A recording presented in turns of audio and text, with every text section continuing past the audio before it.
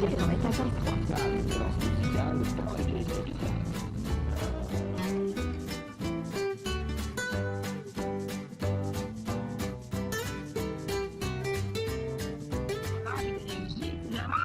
endroit pour aller se ressourcer et bien commencer une journée. Cela dit, bien, on est avec vous à tous les jours ici de, pas 16h, mais de 15h à 17h sur les ondes de Chiz 94.3. Et c'est la 5e fois, si je ne m'abuse, qu'on est ici à Vieux-Saint-Paul avec des émissions en direct, ce qui nous permet de jaser avec les gens, de se familiariser évidemment avec la population de Vieux-Saint-Paul qui est toujours aussi chaleureuse et aussi sympathique et qui participe activement notamment à l'organisation du festival, soit à titre de bénévole ou encore à titre d'hôte pour les nombreux festivaliers qui prennent d'assaut la petite ville de Baie-Saint-Paul. Je propose qu'on aille en musique, histoire de vous animer ça jusqu'à notre prochaine entrevue. On attend à 16h.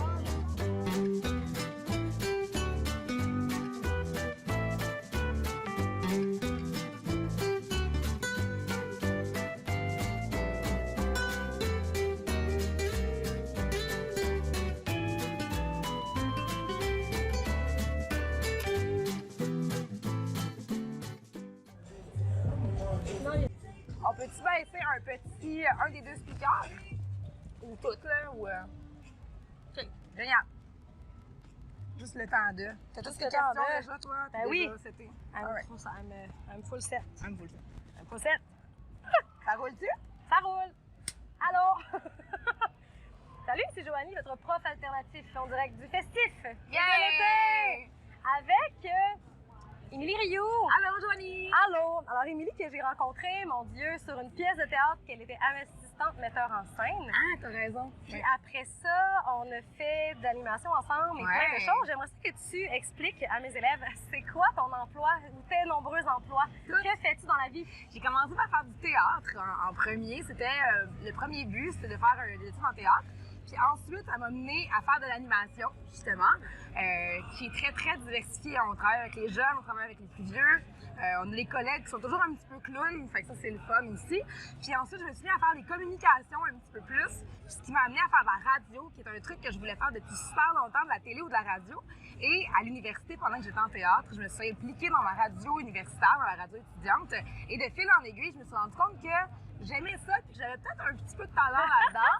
Donc, je me suis mis à faire ça, et là, ça fait partie des nombreux emplois que j'occupe. Mais à travers ça, je joue un petit peu de musique aussi. Donc, on essaie de faire un gros mélange des trucs que j'aime, des trucs dans lesquels je suis bonne, puis que ça a l'air de quelque chose à la fin du mois. Ben, c'est excellent!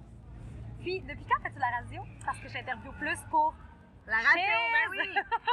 La radio, ça fait depuis... J'ai commencé à Chiz en 2010. Quand même! J'étais bénévole. Déjà, j'étais chroniqueuse pour l'émission que j'anime en ce moment. Et donc, en 2010, j'ai commencé bénévolement. Et depuis 2014, je suis à Chiz, la titre de directrice aux arts. Donc, ça fait quelque chose comme presque 10 ans que je fais de la radio aujourd'hui.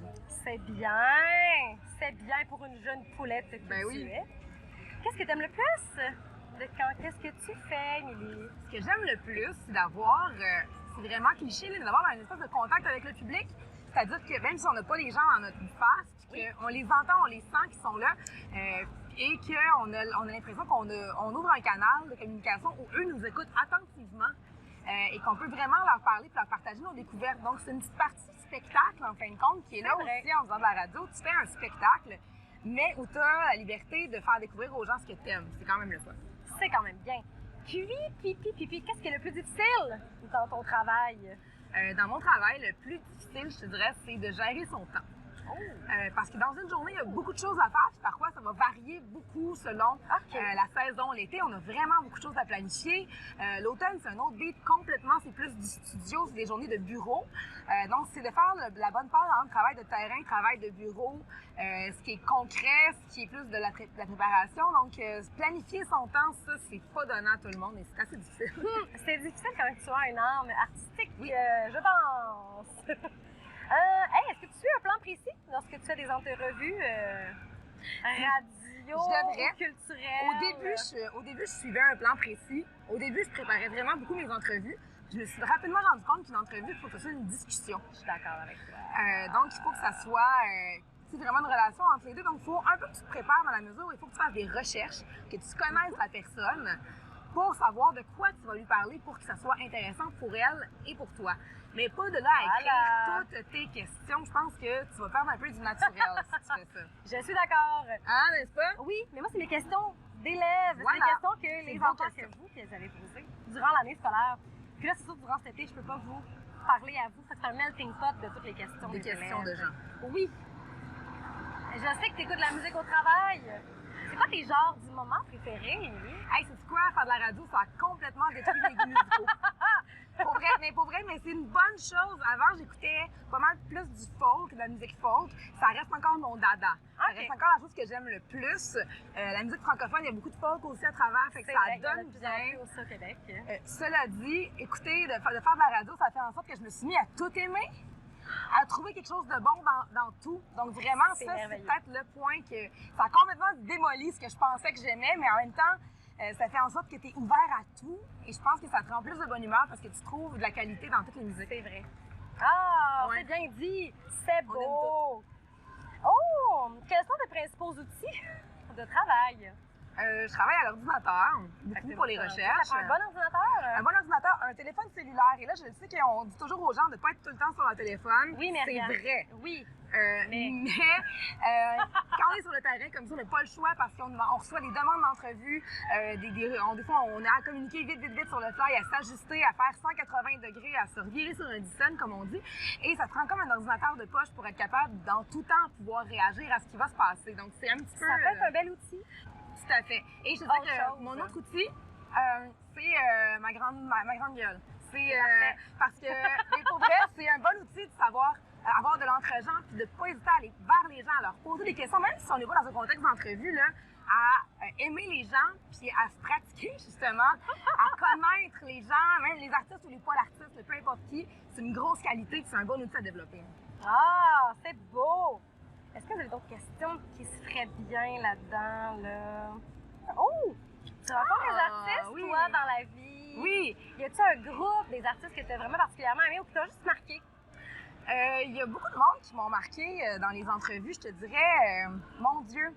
OK, j'ai rencontré des grands metteurs en scène, des grands réalisateurs aussi, je sais pas juste de la musique aussi. J'ai reçu Denis Villeneuve, à un moment donné, le réalisateur, dans mon studio, puis il est arrivé, puis il était vraiment... tous les artistes sont fatigués, ont fait des entrevues toute la journée, ils sont plus capables, ils ont l'air de bœufs, tu sais. Puis il est arrivé, Denis Villeneuve, il avait vraiment la bête. J'ai réussi à le faire rire dans mon entrevue. Oui. C'était comme une grande fierté de dire il il avait pas l'air content. On avait fait une bonne entrevue. Il a passé un bon moment. Il a réussi à rire alors qu'il avait vraiment pas l'air d'être quelqu'un qui voulait rire ce jour-là. Donc ça, c'est le fun. C'est des grands noms. Puis t'es un peu nerveux au début parce que t'as peur de l'entrevue que tu vas donner. Ils en font tellement. Tu veux essayer de te démarquer. Puis quand tu sens que t'as réussi un petit peu, ben c'est toujours une belle fierté. Fait que des gens qui sont très connus, faut pas être trop nerveux. Mais c'est toujours une belle fierté de sentir que t'as réussi à les accrocher et qu'ils ont aimé leur entrevue avec toi. Oui. Tu sais, j'ai interviewé beaucoup Bernard Adamus, j'ai interviewé... Et il y a des gens là-dedans qui sont devenus des amis. C'est beau! Ça, c'est le fun parce que faut créer des liens. Oui. Pour vrai de vrai, pas juste faire semblant. Non, ça, je suis d'accord. Ouais. Il y en a tout plein, là, mais pour vrai, il y en a encore que j'aimerais interviewer. Ça n'est pas encore arrivé, mais disons qu'au festival, écoute, Marjo, j'aimerais vraiment interviewer Marjo. Oui, hein, Marjo, c'est mon enfance. Vraiment. Je l'ai vue en show, je pense, quand j'avais 7 ans, puis je l'allais tellement proche parce que toutes ses chansons, on les connaît. Exact. Puis elle est tellement bonne. On va la voir au festival également, là, ce soir. Demain soir. Demain soir. Voilà, fait que j'ai hâte. Voilà. Yes! Puis là, je sais que tu commences bientôt. Quel message souhaites-tu dire aux jeunes? Un dernier message. Qu'est-ce que tu pourrais dire à ma jeunesse? J'aimerais ça vous dire que c'est pas grave de pas savoir ce que vous voulez faire quand vous allez être grand. Parce que je ne sais pas plus aujourd'hui, ça va très bien. mais j'angoissais vraiment beaucoup de savoir qu'est-ce que je voulais faire parce que je ne le savais pas. Puis finalement, je pense que tu peux essayer de faire plusieurs choix à la fois ou essayer plein d'affaires. C'est pas grave de se tromper. Puis tout va bien aller. Donnez-vous une chance. Vous avez plein de temps pour vous tromper ou pour aimer ce que vous faites. C'est un beau message. Merci, Émilie. Merci, Joanie. Je vais te laisser commencer ton émission. Let's go. Je te redonne ton Merci, petit cool.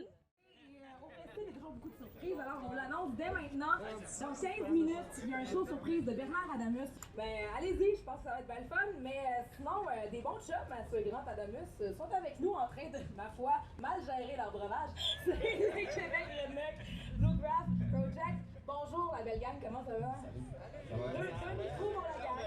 Ben oui, c'est ça. On fait ce qu'on peut avec ce qu'on a. Écoute, il reste juste